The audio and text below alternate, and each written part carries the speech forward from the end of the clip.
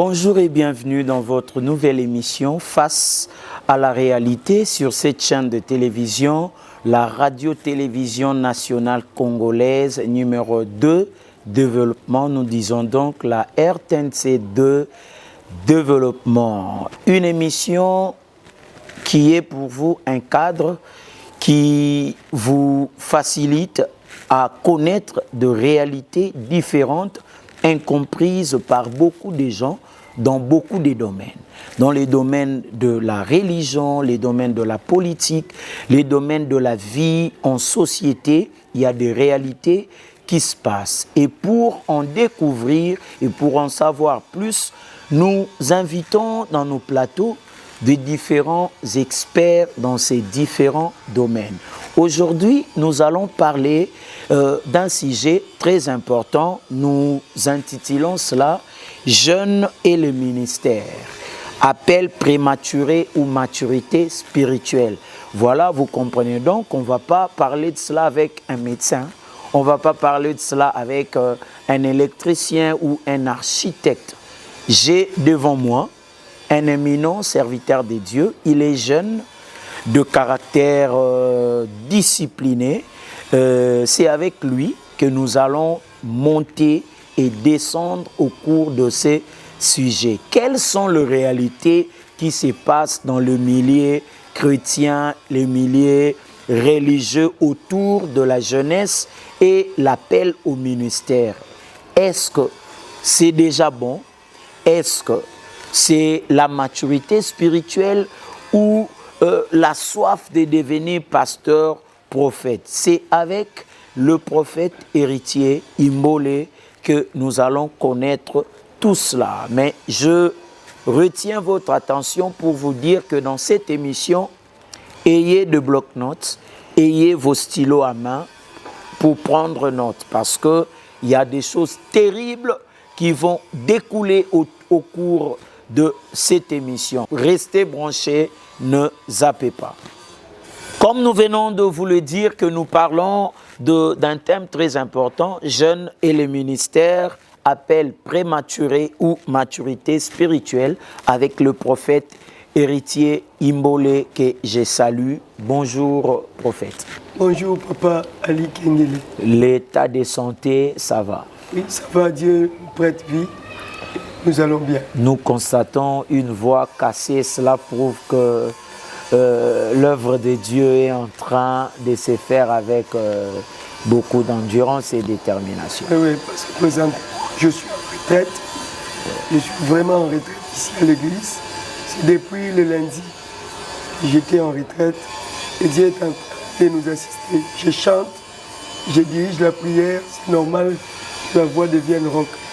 Vous allez vous habituer avec une voix cassée du prophète héritier Imbole. Nous serons bilingues à un moment parce que c'est un sujet très important. À un moment, nous allons toucher à notre langue nationale, le lingala, pour beaucoup plus de compréhension. Parce qu'il y a de ces jeunes-là, il est dans son église, il est chantre, il est intercesseur, il voit des visions, mais il voit ses amis avec qui, par exemple, Bamboula Moko a commis des pasteurs, a commis prophète, il n'est pas levé. Oh, déjà, je peux aller, je peux devenir pasteur. Est-ce que c'est Dieu, cet appel-là est prématuré ou c'est vraiment l'appel? Prophète, déjà nous voulons savoir, selon vous, que signifie avoir un ministère?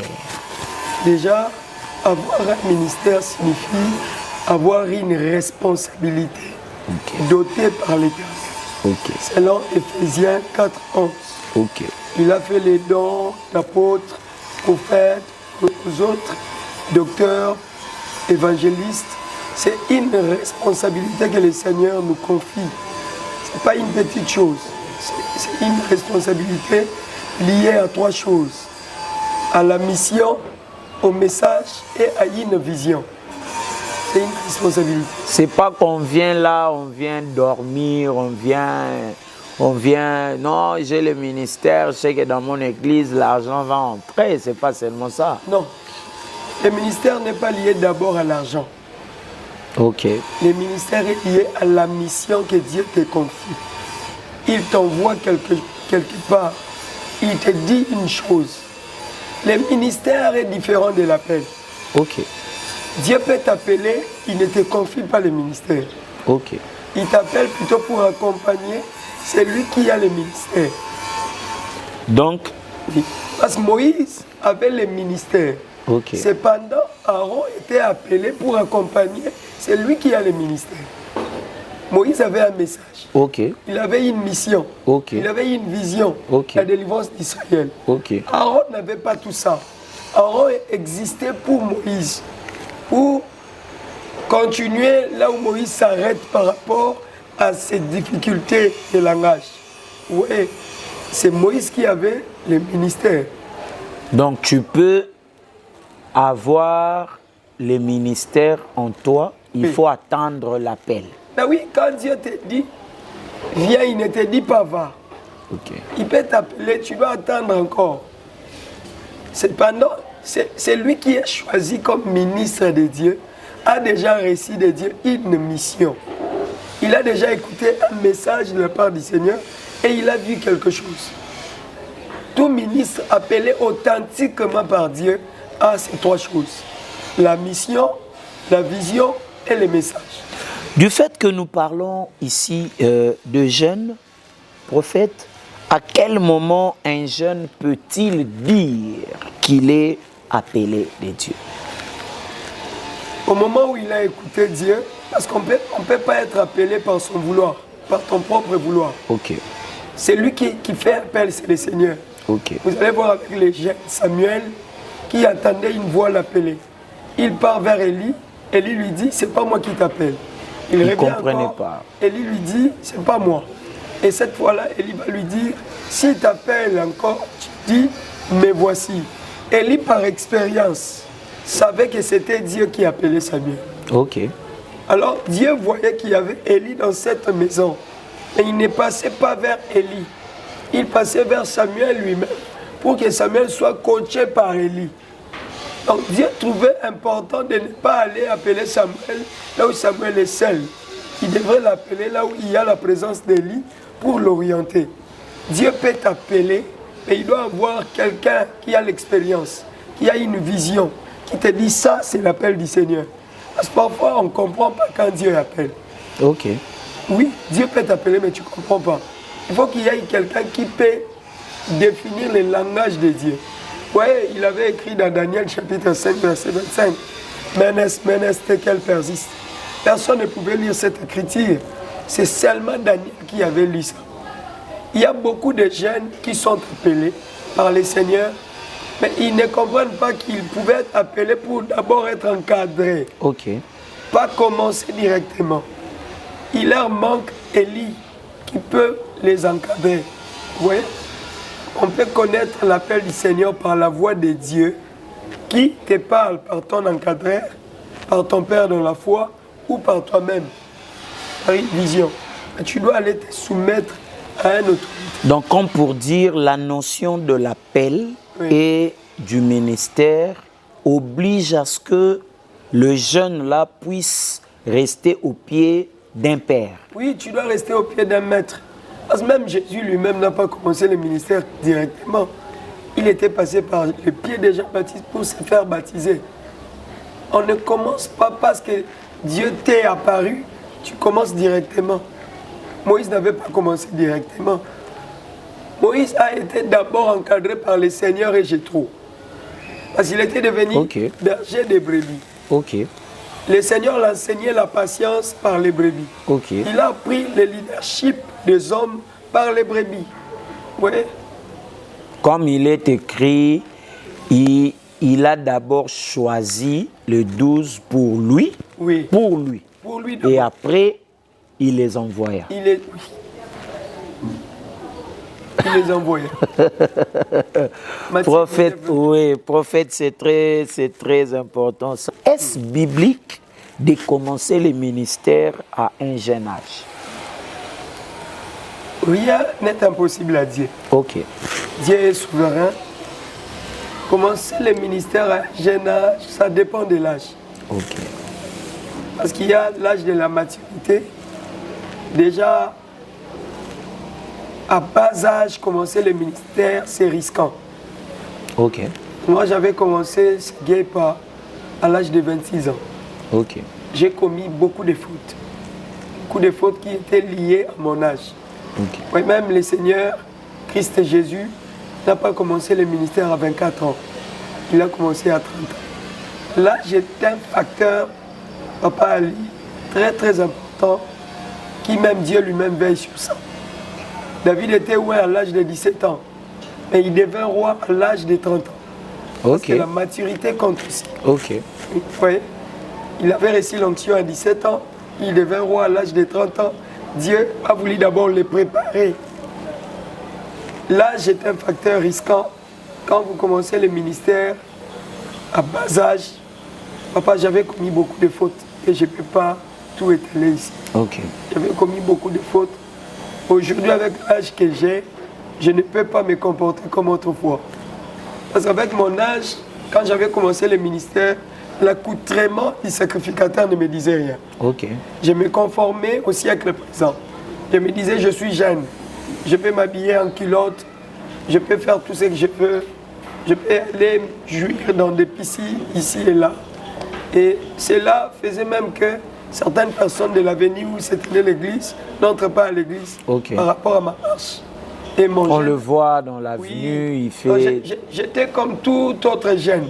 Cependant, Samson disait, si on me rase, je deviens comme tout homme. Ok. Or, moi, j'étais un leader d'église, un visionnaire. Et dans mon église, il n'y avait que des jeunes. Je voyais comme si je suis combattu. Pourquoi les papas, les mamans âgées ne viennent pas? Or, il y avait un problème de ma vie. Mon caractère étant jeune, ce que je faisais, ça ne pouvait pas convaincre un papa de venir prier chez moi. Ok. Vous voyez, l'âge aussi est un facteur qu'ils attendent un peu. Qu'ils attendent un peu. Donc ce n'est pas un péché de débuter les ministères. Mais il faut débuter quand c'est Dieu. Il ne faut pas débuter quand on veut. Ça doit être Dieu qui te dit commence. On ne commence pas parce que je manque à faire, je dois commencer le ministère. Tu peux mourir. Mais nos pères ont reçu le ministère. Non, ils nous disent souvent, ils ont servi Dieu sérieusement que nous. Ils ont été très disponibles. Beaucoup de pères ont gardé la ligne. Ok. Oui, mais ce n'est pas nous. Nous laissons nos cheveux crépus, nous mettons des lignes. Nous sommes trop dans le monde. Trop dans des systèmes mondains. Nos pères, vous allez voir les manières, je dis au pluriel, les manières de célébrer le culte des pères, c'est différent de nous. Ok. Oui, c'est différent de nous. Quand c'est papa Arthur Kalala, quand c'est papa Ejibayama Pia et d'autres papas, vous verrez qu'ils peuvent célébrer le culte avec Mama Indoulé, Natondi Okolo. C'est nous qui venons avec des Oli. Et nous pouvons chanter comme ça avec des bras cassés. Nous avons franconisé les cultes. On peut même répéter avec des chapeaux. Il y a même des gens qui font des jeunesses avec des chapeaux. Ok. Jeunesse qui parle de Jésus, mais il les célèbre avec des chapeaux, papa. Il s'est dit, je suis au milieu de jeunes. C'est comme si on devrait moderniser la Bible. Ça, c'est un autre sujet. Peut-être dans les jours à venir, on mettra des mots sur ça. Prophète, quels sont les risques d'un engagement prématuré dans le ministère? Si vous pouvez au moins nous étaler... Les risques, il y a beaucoup de risques, Papa Ali. C'est d'abord désacraliser ce qui est sacré. Ok. Banaliser les choses qui peuvent sauver. Ok. Ouais, je dois actualiser ça. Nous sommes dans un temps où beaucoup de gens qui commettent des choses comme ça sont des personnes qui ont pris des engagements prématurés. Ils peuvent passer devant le peuple de Dieu pour donner des numéros, faire des prophéties. Et vous voyez vraiment que ça, ce n'est pas Dieu. Le risque, c'est de désorienter tout un peuple. Un peuple qui devrait être sauvé, c'est un peuple qui commence à venir à l'église seulement pour les prophéties. Ok. Seulement pour les prophéties. Donc le problème, c'est au niveau de ces messieurs-là qui a commencé avant que le Seigneur lui dise de commencer. Il n'a même pas été bien baptisé, il n'avait même pas reçu Jésus, il n'a pas été encadré, il devient prophète et aussitôt qu'il devient prophète, il n'y a pas de messages qui peuvent transformer. Il n'y a que est-ce que je peux prophétiser? Mais le problème aussi, c'est vous le prophète. Quand vous devenez prophète, il n'y a plus de conseils pour vous.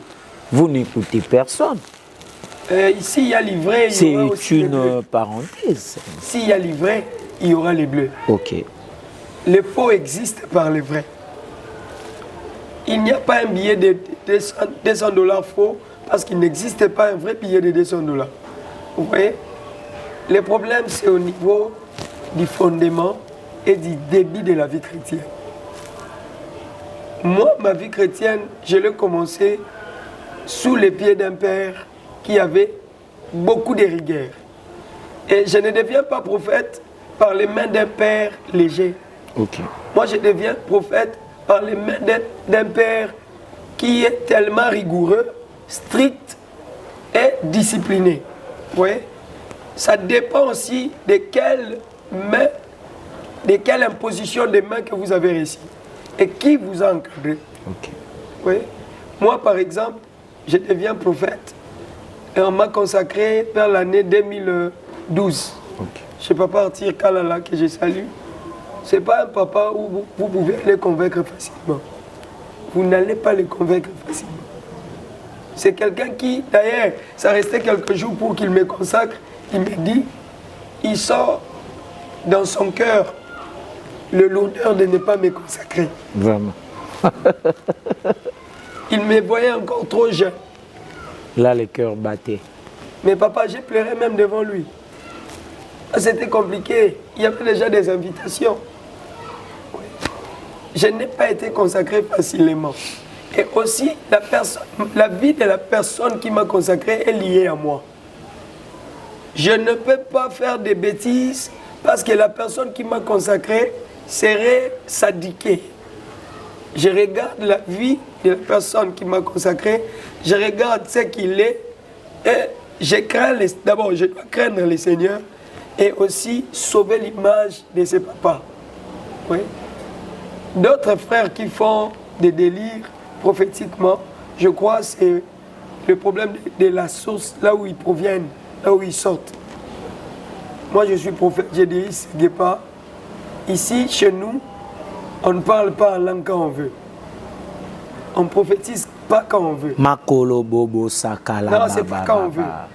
Chez nous, on ne devient pas maman pasteur. Vous limitez pas le Saint-Esprit? Non, je ne limite pas. Parce qu'il a donné le don de parler en langue. Les choses de Dieu sont vastes. Ok. Et le Seigneur, sachant que ces choses sont vastes, il a réglementé par un livre qu'on appelle Bible. Ok. Peu importe la profondeur de ces choses, on doit veiller sur les règlements, ce qui est écrit. Okay. Nous avons des limites par rapport à ce qui est écrit. On doit voir ce qui est écrit. Je ne peux pas limiter le Saint-Esprit. Okay. Ici, on parle en langue, oui, mais on doit vérifier qu'est-ce que la Bible dit par rapport au parler en langue. Okay. Nous croyons au ministère, mais qu'est-ce que la Bible dit par rapport au ministère? Pas une femme? Non, chez moi, la femme ne prêche pas. Chez moi, ici, la femme ne prêche pas. Elle n'a pas d'autorité. Elle peut aller évangéliser, partager des attracts, mais prêcher pour l'autorité devant l'homme, non. Elle peut partager un message reçu de Dieu au sein de l'Église. Bon, moi, j'ai mon système ici. Okay. Si elle reçoit un message parce qu'elle peut avoir les dons, qu'elle passe me voir moi-même d'abord, ou qu'elle voie d'autres encadreurs, elle ne peut pas commencer à dire ça devant toute l'Église. Là, non. Ici, ça ne passe pas. C'est discipliné. Oui. Je partage ça. Merci beaucoup, prophète. Comment alors distinguer l'appel véritable d'un simple zèle ou imitation? L'appel véritable d'un simple zèle ou imitation, on peut le vérifier par les fruits. Ok. Seul le fruit peut nous aider à bien voir ça c'est quel type d'appel. Oui. Parce que tout le monde appelle le prophète, nous bengami bandi 2000 personnes. Oui. Bah, partenaire, bah, il est de gauche-droite. Et ça, les Maranzambe, mais ils en ont faux. Et c'est ça que je voulais dire. Match et ton, ça va tout plein. Oui. Mais beaucoup de ça, ils ont embêté. Prophète héritier. Oui. Match et ton, ça va tout plein. Mais ça, il y a été un peu bon. Qui dit que ce va doit être belé Zanzam? Et qui dit aussi que ce va doit être mouké Zanzam? Le nombre ne révèle pas la présence de Dieu. Ce sont le résultat et le fruit qui naissent chaque jour. Nous ont révélé s'il y a Dieu ou pas. Je me souviens, en 2004, on n'était pas ce qu'on est aujourd'hui. On ne pouvait pas parler comme ça. Quand il doit d'abord avoir l'évolution de l'âme. Que les âmes évoluent, qu'ils deviennent d'autres personnes. Que ces âmes subissent l'influence du corps supérieur du Christ Jésus. La transformation. Papa Ali, l'église soit la moutouté dans ma tête, parce que l'église doit prêcher et que le Saint-Esprit entre et convainc que Mamboyo qui peut notamment que la parole prononcée devienne la parole matérialisée. Toute église qui ne parle pas de la sanctification du royaume des cieux, la repentance, oui, pour que Batouba yamba Yesu ya solo, ba yamba ecclesia te, oza Batouba yamba ecclesia, balata basinga ya ecclesia, batambola na modèle ya bakata suki ba nyonso ndenge moko na pasteur, wana ba yambi Christ te. Mais vous venez de dire ici que chacun, lorsqu'il est appelé, Dieu lui confie une mission. La mission, c'est de l'escroquerie évangélique. Nous attendons que moi, j'ai reçu la mission de la prospérité. Dans cette église-là, les gens doivent prêcher que la prospérité. Être prospère, loin de la sanctification, ce n'est pas différent des occultistes, des Illuminati. Le diable peut tout donner, il ne donne pas la sanctification, papa. Le diable peut tout donner, les voitures, les maisons, les succès. Il ne peut jamais donner la sanctification. Allez et faites de tous mes disciples. C'est une mission générale pour tout. C'est ça la mission. On doit faire des disciples, pas nos disciples à nous. Est-ce que vous savez que c'est pas mal qu'une église, un collaborateur, comme le pasteur? Mais ce qui est plus important, c'est qu'ils vivent comme Jésus. Okay. En dehors de parler comme les pasteurs, ils doivent vivre comme Jésus. Prophète, papa, tu es content? Ça te fait comment quand tu entends que tes collaborateurs t'apportent des critiques négatives ou le fidèle toqué ou demande une audience avec le prophète, il entre pour dire: papa, je n'ai pas aimé ça, ce que tu as fait là. Sincèrement, comme mon aîné Israël Moutombo dit, il y a un ciel à gagner et l'enfer à éviter. Quand ça t'arrive au bureau, ton cœur se fâche ou agrée? Ça dépend de la manière dont la personne se présente. Ok. Ça dépend. Parce que je ne peux pas accepter ou être accessible à des choses comme ça. Il y a, papa Ali, des gens qui viennent vous régler parce qu'il avait des antécédents avec vous. Ça passe pas. Ok. Mais aussi, il y a des manières où Dieu veut vous interpeller par vos inférieurs. Ok. Ouais, Dieu avait interpellé David par Nathan. Il y a un bien-aimé qui avait 80 brebis. Il préfère tuer une des brebis de l'autre ou donner, et puis le Seigneur avait réprimandé David. Ça dépend du ton utilisé par cette personne. Il utilise quel ton? Ça dépend de la manière dont elle me parle. Si elle me parle avec amour... Surtout que vous parlez à un père. Oui. Avec amour, avec respect et considération, ça passe. Ça passe. Et si me parle pour me diminuer, ça ne va pas passer. Parlons de la maturité spirituelle. Quelles sont les marques de la maturité spirituelle qu'un jeune peut avoir ou qu'on peut détecter chez un jeune? Déjà, de par la maturité. Qui peuvent lui conduire déjà à un appel. Ok. Déjà, de par la maturité spirituelle, on ne peut pas être mature spirituellement sans le fruit de l'esprit. Sans le fruit de l'esprit, tu ne seras pas mature. Il faut d'abord qu'un chrétien soit accompli et accompagné par le fruit de l'esprit. Okay. La maîtrise de soi, la tempérance, l'amour, la joie, la paix, la bénignité, tout ça. Ça permettra d'avoir la maturité spirituelle. Au-delà de ça, Papa Ali, il y a un aspect que beaucoup oublient. Okay. La bonne éducation facilite la bonne vie chrétienne. Okay. Parce qu'il y a des gens qui sont spirituels, mais ils sont impolis. Il est spirituel, mais très impoli. Donc il doit aussi être bien éduqué de par sa famille, l'éducation de base, et à l'église, que cette personne demande à Dieu le fruit de l'esprit pour qu'il devienne mature. Nous avons des pères dans la foi différents. Il y a d'autres pères dans la foi qui sont tellement rigoureux, disciplinés, nerveux aussi, que si tu n'as pas la maîtrise de soi, tu peux quitter l'église. Ok. Tu peux comprendre difficilement son langage et tu abandonnes. Raison pour laquelle ça nécessiterait qu'il y ait les fruits de l'esprit, la maîtrise de soi. C'est plus tard qu'on comprend de papa, de père comme ça. C'est plus tard qu'on comprend qu'il était dur, mais c'était avec raison. Oui. Mais c'est aussi important d'avoir des pères comme ça. C'est important. Un père tolérant finira comme le père de l'enfant prodigue. Oui. Il va donner l'argent et puis il redonnera encore. Non, mais la Bible dit déjà que n'ayez pas de l'obéissance seulement qu'aux dirigeants à caractère doux, mais aussi à ceux qui sont durs. Oui. C'est important. Oui, moi d'ailleurs, je préfère les dirigeants durs. Qui doit valider ou accompagner un jeune dans le ministère? C'est lui qui a commencé avant lui, d'abord. Ok. C'est lui qui a vu le soleil de l'évangile avant lui. Ok. Et c'est lui qui a Dieu. C'est fini. Ok. Il n'a pas Dieu, il ne t'accompagne pas.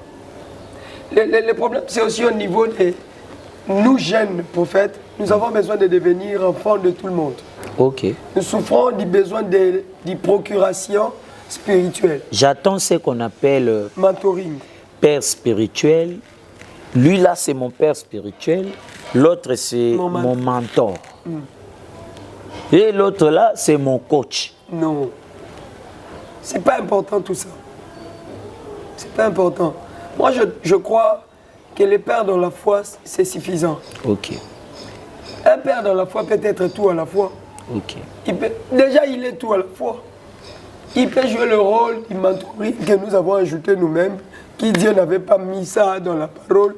Parce que quand tu étais informe et vide, il n'y avait que lui. Oui. Mais là, tu ouvres la Bible, tu expliques, tu prêches, tu parles d'un père dans la foi et puis un mentor. Il s'appuie au verset qui dit « Vous pouvez avoir plusieurs maîtres, cependant un seul père ».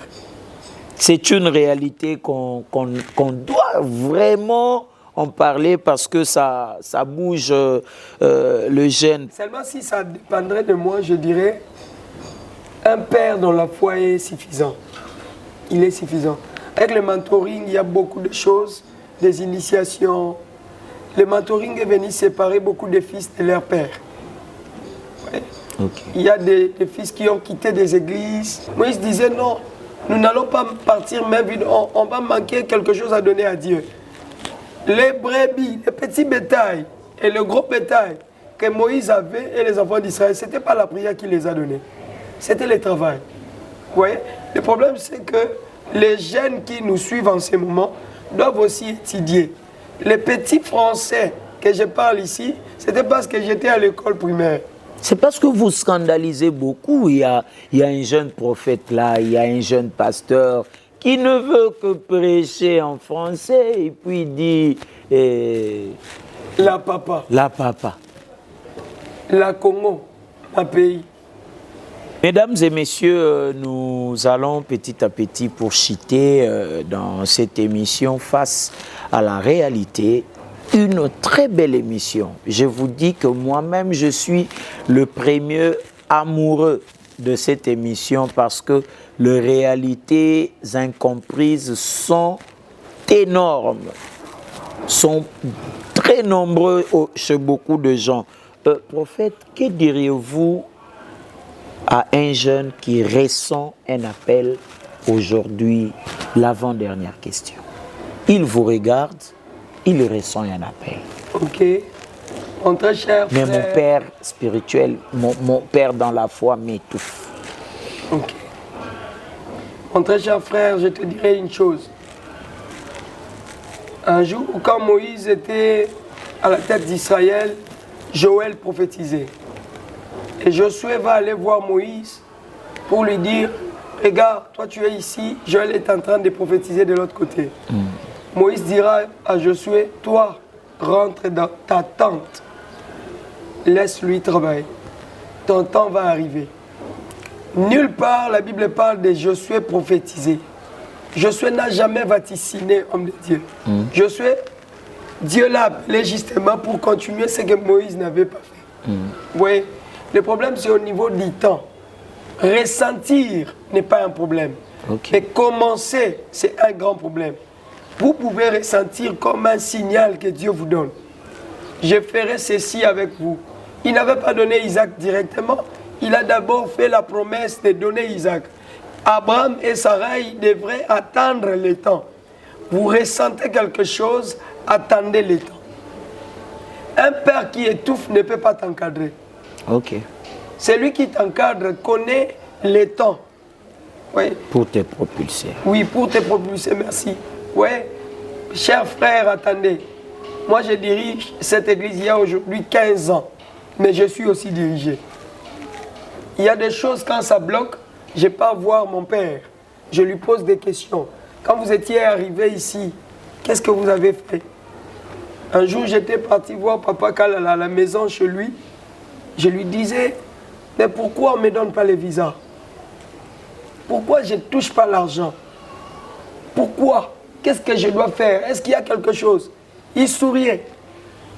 Il m'a dit, héritier, Dieu fait toutes bonnes choses en son temps.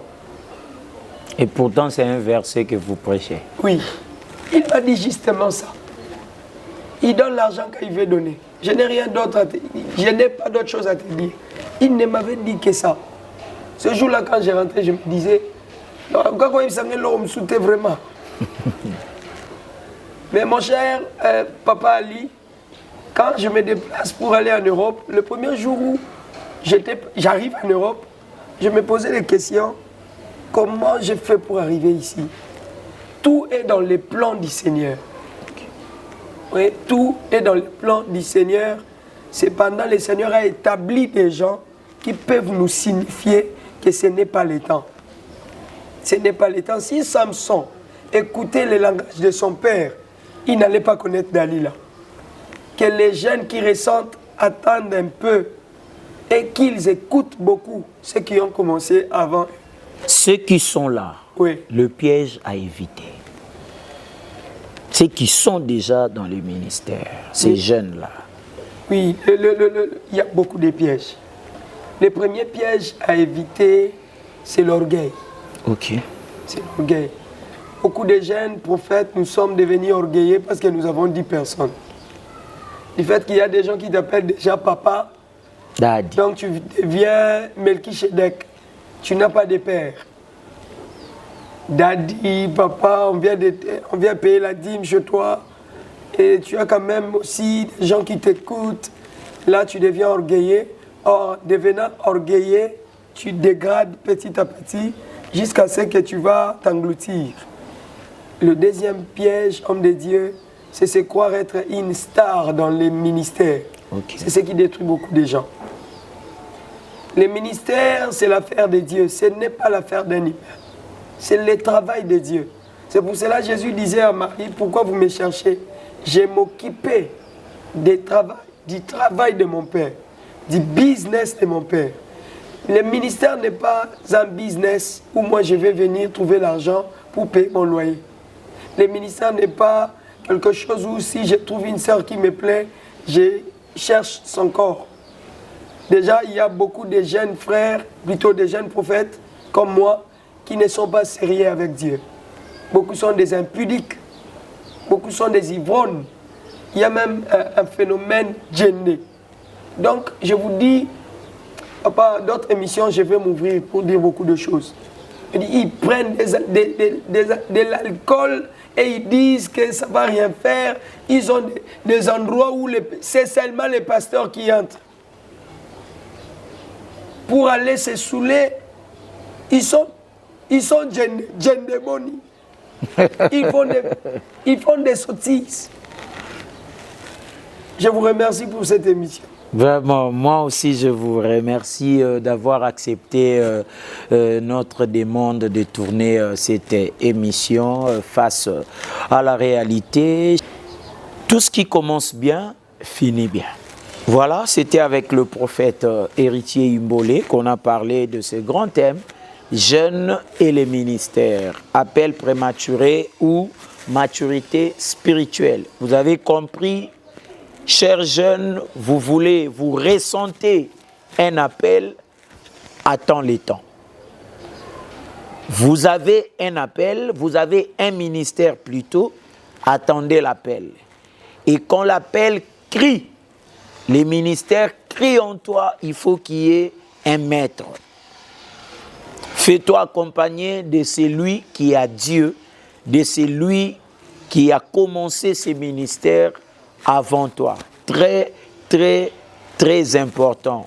Évite l'orgueil, évite l'impudicité pour exceller et avancer dans ce que Dieu t'a appelé de faire. Nous sommes à la fin de cette émission face à la réalité. Vous avez compris beaucoup de réalités qui se passent au milieu des églises, au milieu de pasteurs, au milieu de jeunes chrétiens, prophètes et chantres. Merci beaucoup à l'équipe technique qui nous a tenu compagnie. Merci à Madame Josette Kaya, notre autorité à la RTNC de développement. Au prochain numéro.